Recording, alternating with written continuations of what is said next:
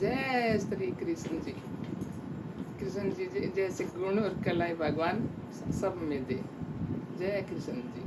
कृष्ण जी में पता है 16 कलाएं थी। साधारण मनुष्य होता है ना उसमें तो 5 कलाएं होती है, और जो श्रेष्ठ मनुष्य होता है उसमें 8 कलाएं होती है। लेकिन कृष्ण जी में पूरी की पूरी 16 कलाएं थी। तो जैसे चंद्रमा होता है ना, चंद्रमा के 16 अवस्थाएं होती है।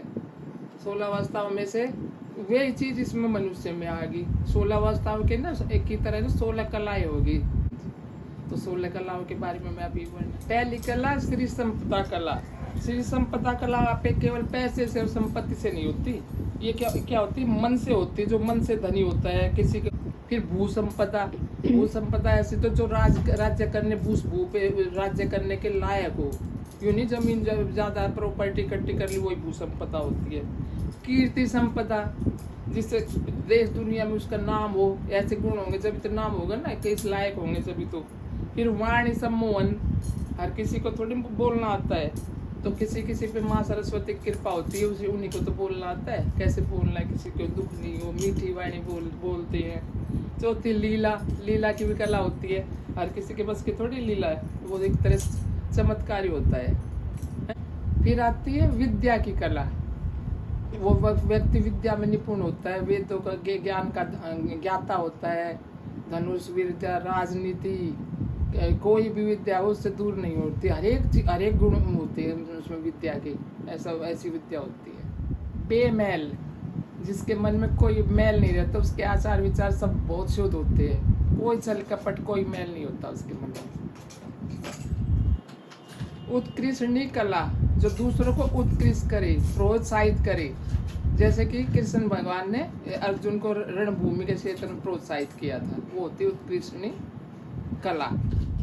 नीरशील, विवेक वाला व्यक्ति, वीर व्यक्ति। ऐसा व्यक्ति विवेकशील होता है, उसके अंदर बहुत बुद्धि होती है, बहुत ज्ञान होता है।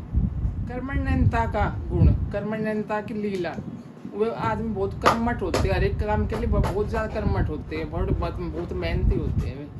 विनय की कला, उनमें इतनी विनय होते, ज्ञान के कारण वो बहुत ज्यादा विनय वाले होते हैं। उनमें बिल्कुल अभिमान नहीं होता, किसी तरह का प्रकार का कोई घमंड नहीं रहता, साधारण मनुष्य की तरह रहते हैं। सत्य धारण करने की कला, विरले आदमी होते जो सत्य बोलते हैं, असत्य से दूर रहते हैं।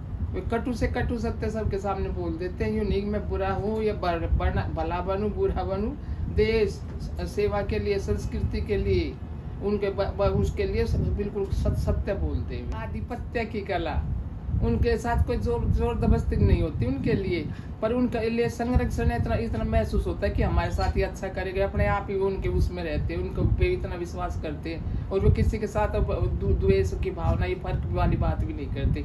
इसलिए आधिपत्य की कला होती है, उसको जब सब स्वीकार करते हैं, उनके अंदर सब अपना संरक्षण महसूस करते हैं। योग शक्ति, योग शक्ति की लीला होती है, योग शक्ति की उनके अंदर कला होती है।